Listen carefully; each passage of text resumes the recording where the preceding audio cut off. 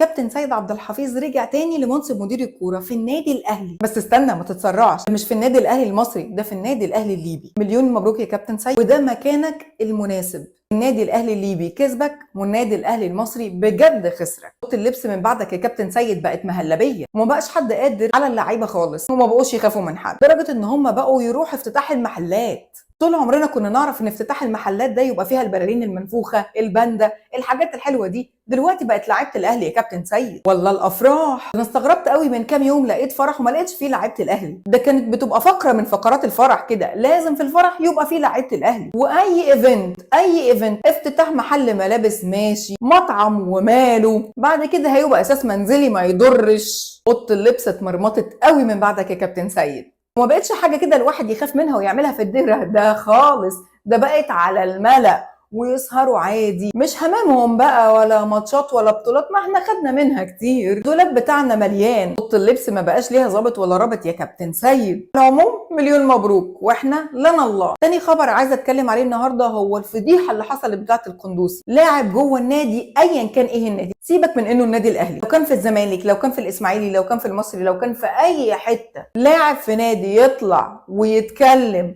عن جوه النادي، مش معنى كده ان انا بقول ان احنا نتستر لو كان في اي مشكله، لا خالص، وده مش مقبول. بس في حاجه اسمها اداره النادي. حضرتك روح واتكلم، ولما ما تلاقيش حل ساعتها تبقى مالكش حل غير السوشيال ميديا، مش تبدا كده على طول بالسوشيال ميديا. بصراحه كانت حاجه ما تليقش، مش بالنادي الاهلي وبس، باي نادي في مصر. اليومين دول فيه حكاوي ومشاكل ودايره حاجات كتير قوي حوالين النادي الاهلي، والمشاكل دي ما كانتش بتحصل، ولو كانت حتى بتحصل كانت بتحصل في الدرع، زي سهر اللعيبه والايفنتات اللي بتحصل والسوشيال ميديا، وان كل لاعب يطلع يقول ما بداله على السوشيال ميديا. ده يقول لك ازاي ان اوضه اللبس بقت منتهى المهزله. نتمنى من الكابتن محمد رمضان ان هو يظبط الموضوع ده، لان حقيقي الموضوع زاد عن حده وما بقاش يليق لا بقيم ولا بمبادئ النادي الاهلي. وده اخر الكلام. سلام.